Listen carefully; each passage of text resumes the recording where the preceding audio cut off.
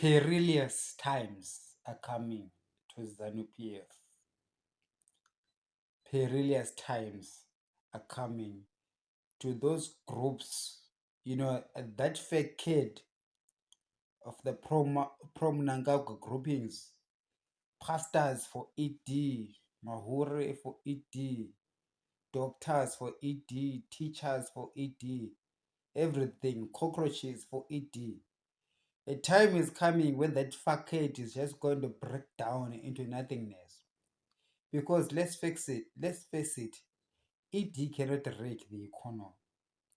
The fact that ZANU-PF regime under ED has been excessively extractive, destroying people's ingenuity, destroying private capitalism, destroying networks of business in the country so that they can create this monopoly in an economy.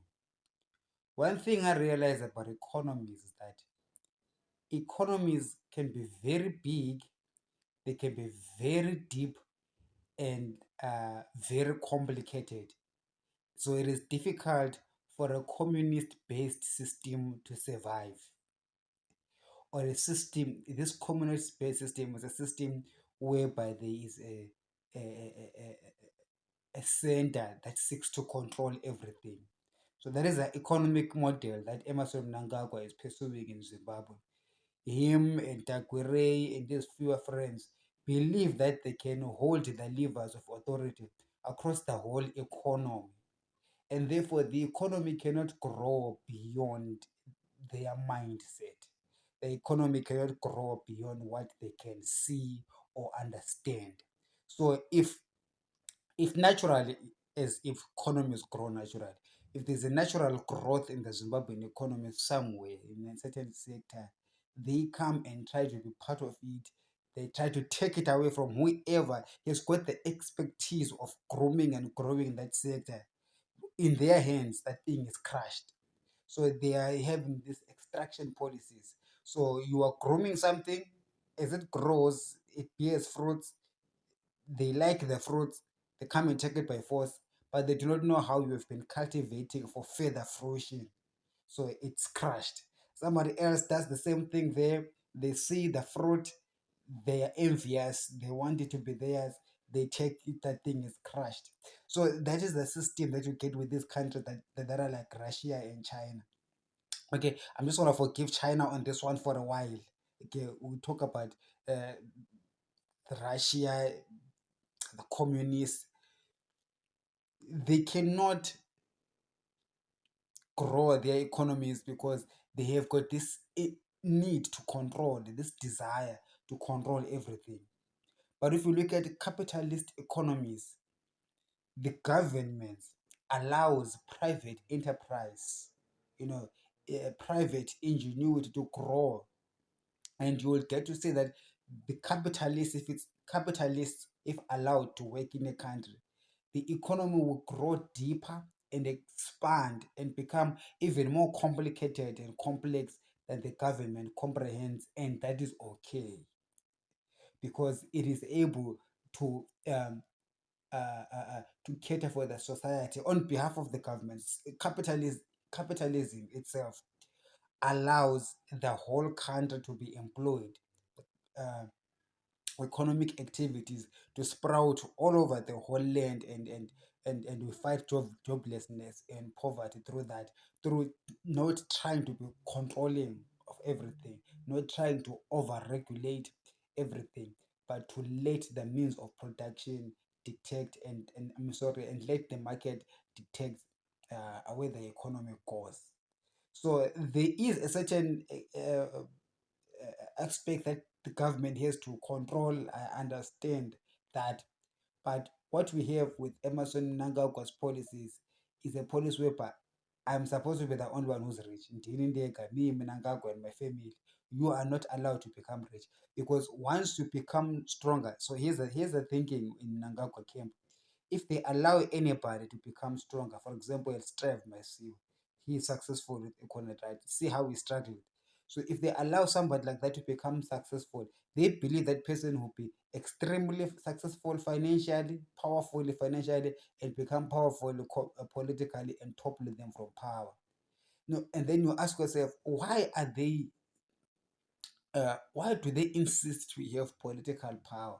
Why are they fearing someone who would become financially successful, therefore politically powerful, and topples them from power?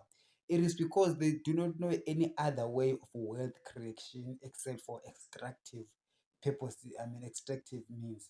They do not know how to create wealth. Mnangagwa and this gang and these Dagweres, they do not know how to create wealth. What they know is to take the wealth that is already there and steal it from the others and make it theirs. And they do not like anybody to become wealthier than them. So if they see you getting wealthy, they fear that your wealth will end up giving you political leverage, therefore stopping their extractive, destructive ways of dealing with business. You understand? So as you grow financially, they will crush you for that purpose.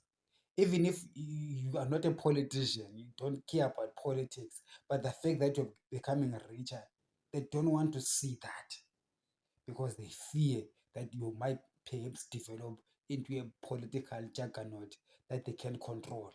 You see, because once you become have that political power and take them out of office, they will not be able to to carry on with their business model, to understand. So their business model is anchored on keeping Zimbabweans poor, broke, and miserable.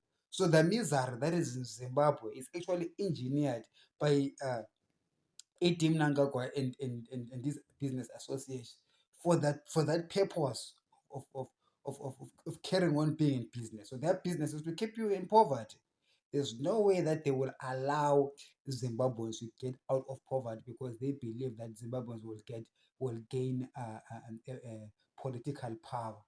However, a free thinker, okay, like me, would think that uh, it's best for Zimbabweans to get out of poverty.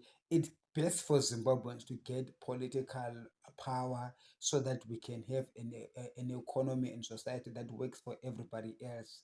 But that is a hard thing. It's, do you have a heart for your people? Do you think that it is a good thing to have a society that is prosperous?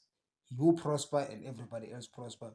Or you have this one whereby nobody else prospers except for you and not allowing anybody to prosper. So I'm saying that the facade is about to fall because a communism, just like a communism fell, you understand, social ZANU-PF, because ZANU-PF's communist policies are going to fall over the they're going to fall because of the heavy um, burden that is going to be imposed on it by the world order or the system of economics.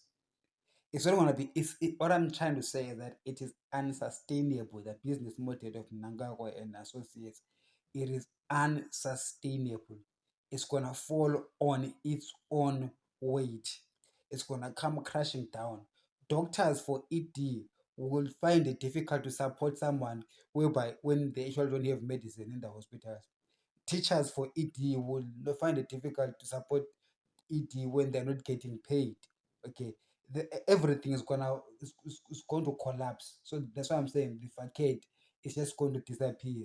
So all of those profits for ED, everybody else for ED, without Chamisa doing anything, or Triple C or me or anyone, but the fact that the judgment is falling upon their economic system, which is very unsustainable. It's like someone who piles up weight on on the upper body. Imagine you become bigger and bigger and bigger, but your legs are still thin and thinner. Those thin legs will not be able to sustain a body that is becoming bigger. So Idim Nangago and his friends are becoming richer and richer at the top, but they are supported by extremely weak legs. And those legs will not be able to stand any longer, and it will collapse on its very own weight. So what my prediction is, SANU-PF is going to collapse on its very own weight. and whoever is going to come is just blow like this, just gonna blow it, it's gonna collapse. It will be that's how weak it's going to be at the end.